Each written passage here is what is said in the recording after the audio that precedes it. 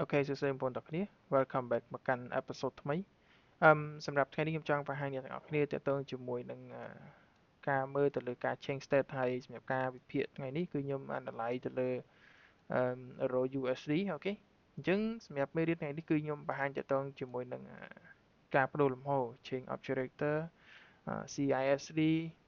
short change of character market structure អញ្ចឹងនៅក្នុងតម្លៃទាំង4នោះវាមានដូចតែគ្នាទេក៏ប៉ុន្តែរបៀបក្នុងការចាប់របស់វាឬក៏វាតំបន់របស់វាគឺខុសគ្នាប៉ុន្តែសួរថាតួនាទីរបស់វាឬក៏អឺការបដូររបស់វានោះគឺបែបម៉េចគឺវាមានលំហូរដូចតែគ្នាទេបានន័យថាវាបដូរលំហូរដូចគ្នាអញ្ចឹងអ្នកខ្លះគេហៅថា market structure អញ្ចឹងទៅអ្នកខ្លះគេហៅ market structure break អ្នកខ្លះគេហៅថា CISD change instead of delivery អ្នកខ្លះហៅថា short change of character អញ្ចឹងទៅអញ្ចឹងវាមានច្រើនហើយអ្នកខ្លះទៀតក៏ហៅគេ market structure អីចឹងទៅ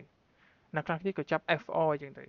អញ្ចឹងអាហ្នឹងបូកបញ្ចូលគ្នាមកគឺនៅតែដដែលវានៅតែដដែលប៉ុន្តែអ្នកដែលថ្មីថ្មីចូលមកគឺគាត់វែងហ្មងបានន័យថាគាត់ទទួលបានអ្វីដែលថ្មីរហូតអត់ថាអូអាហ្នឹងមួយយើងហៅអាហ្នឹងមួយអានោះមួយហៅអានេះមួយអត់ទេណាក៏ប៉ុន្តែអ្វីដែលខ្ញុំចង់ចែកម្លែកទៅកាន់អ្នកនរគ្នាគឺយើងឲ្យស្គាល់តទៅជាមួយនឹងការបដូរលំហូរអញ្ចឹងសួរថាការបដូរលំហូរបែបម៉េចអញ្ចឹងនៅពេលដែលទីផ្សារវាចង់ចុះចង់ឡើងវាត្រូវតែប្ដូរលំហូរបានន័យថាវាត្រូវតែ change of character ឬក៏ instead of delivery ឬក៏ market structure break market structure shift អញ្ចឹងសួរថាកន្លែងហ្នឹងវាប្ដូរបែបម៉េចអញ្ចឹងនៅពេលដែលវាចង់ចុះថងឡើងវាត្រូវតែគេ clear តម្លៃ low នេះឬក៏ break តម្លៃ low នេះបានអញ្ចឹងកន្លែងហ្នឹងគេប្រកាសទៅជាគេខ្ញុំដាក់កន្លែងនេះជាទូទៅខ្ញុំដាក់ market structure shift ឬក៏ market structure break ក៏បានដែរណាដូចគ្នាឬក៏change instead of delivery ក៏បានដែរឬក៏ change of character ក៏បានដែរវាដូចគ្នាវាប្ដូរលំហូរដូចគ្នាវាមានតម្លៃដូចគ្នាអញ្ចឹងយើងដាក់តម្លៃមួយណាក៏បានដែរកុំឲ្យបែកច្រើនគឺយើងដាក់អាមួយណាគឺចាប់អាមួយហ្នឹងមកណាអញ្ចឹងនៅពេលដែលវាចង់ចុះចង់ឡើងវាត្រូវតែប្ដូរលំហូរបែបហ្នឹងមិនមែនថាឲ្យតែប្ដូរលំហូរបែបហ្នឹងវាត្រូវតែចុះ100%ទេ No យើងមើល confirm យើងមើល price action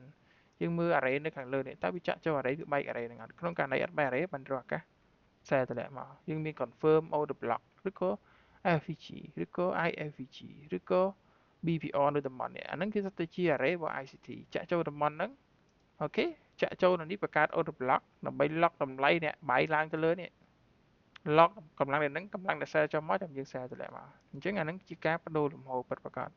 អញ្ចឹងកន្លែងនេះខ្ញុំចាប់ជា market successive មកអញ្ចឹងអាហ្នឹងគឺថាចាប់មិនយើងចាប់តម្លៃ low មក low ចុងក្រោយអញ្ចឹងខ្ញុំឧទាហរណ៍កន្លែងនេះលុយ euro ដែលនេះវាចាក់ចូល breaker FG ណាអញ្ចឹងខ្ញុំចាប់កន្លែងនេះជា change state ឬក៏ market successive ឬក៏ market structure break ឬក៏ change of character អញ្ចឹងវាមានតម្លៃដូចគ្នាទេ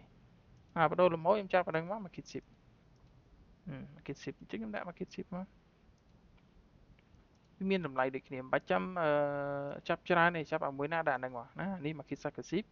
អញ្ចឹងសួរថាខ្ញុំ OTE ក្នុងតំបន់ណាខ្ញុំ OTE នៅក្នុងតម្លៃគេ fair value gap នេះ fair value gap នេះឃើញទេវា fair value gap មួយសម្រាប់ទប់តម្លៃអញ្ចឹងខ្ញុំយក rectangle មកអូខេខ្ញុំចាប់ fair value gap អូខេអានឹង fair value gap អញ្ចឹងសួរថា OTE បែបម៉េចមិនមែនថាប៉ះជាមួយនឹង fair value gap ភ្លាមយើងរកឱកាស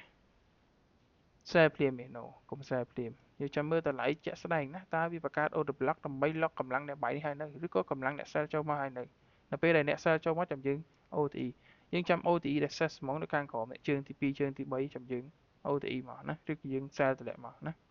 ដោយសារអីខ្ញុំចាំមើលឲ្យវា claim មកពួកលើនេះអស់សិនខ្ញុំមើលវា claim មកខាងលើនេះអស់សិនបានណាវា claim ពួកអាហ្នឹងអស់ហើយវាចុះមកក្រោមហើយគឺមកវាអាចទប់តម្លៃណាបានទេអញ្ចឹងអានេះតកតងជាមួយនឹងការបដូរលំហូរនិងរបៀបក្នុងការ entry ណា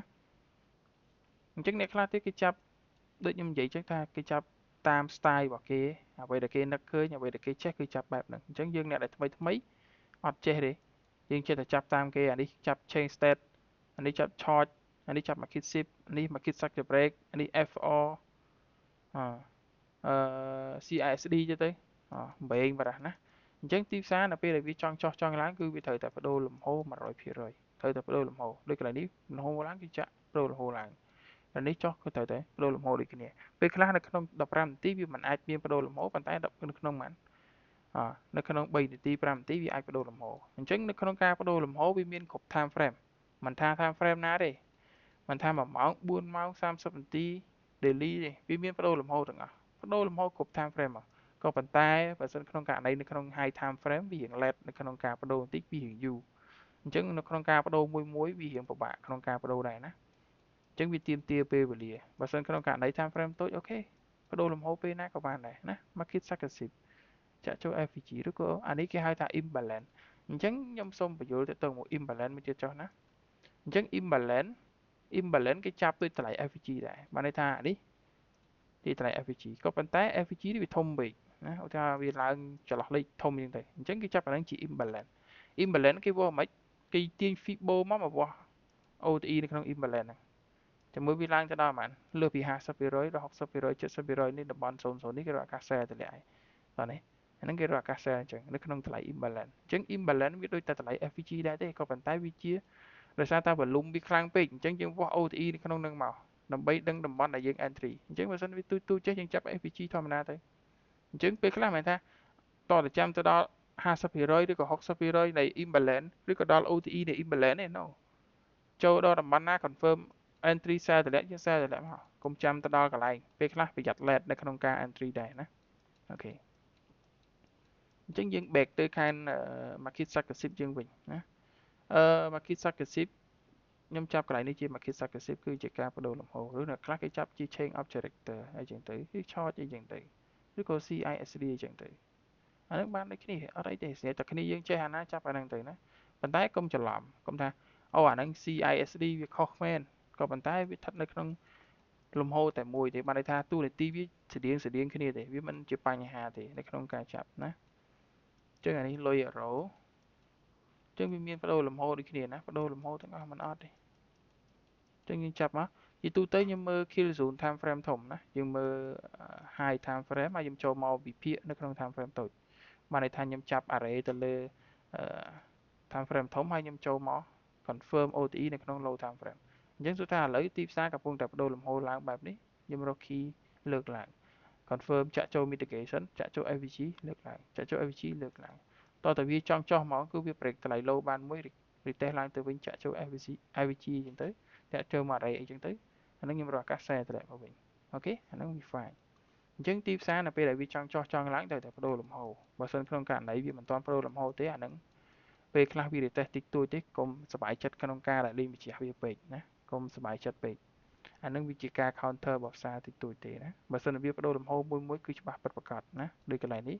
ក៏យើងអាចចាប់ថាជាការបដូរលំហូរដែរ market successive ដែរចាក់ចូលតម្លៃ FVG រកឱកាស sell តម្លាក់មកអូខេនេះខ្ញុំចាប់ជា market successive ឬក៏ market successive break អូខេដាក់មកគ្នាយើងចេះមួយណាដាក់មួយហ្នឹងមកអញ្ចឹងអា market successive ហ្នឹងវា break តម្លៃ low បានណាវា break តម្លៃ low បានន័យថាវា break new low ឬក៏ old low ដែលវាបន្សល់ទុកពីមុននេះអញ្ចឹងអានេះ create new low ថ្មីមកហើយឡើងទៅ create new high ចាក់ចូល FVG ឬក៏ breaker អញ្ចឹងអានេះជាតម្លៃ breaker block អូខេ breaker block អញ្ចឹងមកនឹងបដូរលំហូរចុះមកអញ្ចឹងនេះ OTE នៅកន្លែងនេះមកណា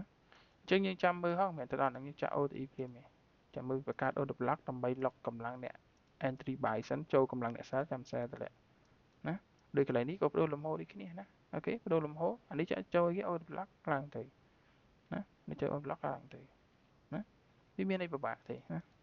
ទីផ្សារនៅពេលដែលចង់ចុះចង់ឡើងគឺវាត្រូវតែអញ្ចឹងទាំងអស់អានេះនៅក្នុង4ម៉ោងណា4ម៉ោងបើសិនបដូរលំហូរ4ម៉ោង long position ឆ្ងាញ់ណាហ្នឹងឃើញបដូរលំហូរចាក់ចុះចាក់កដុបអូខេអញ្ចឹងតើតើជាមួយនឹង market successive ខ្ញុំមានតែប៉ុណ្្នឹងទេជាការចែករំលែកទៅកាន់បងប្អូនទាំងអស់គ្នាទេវាមិនមែនជាអ្នកចេះដឹងអីទេក៏ប៉ុន្តែជា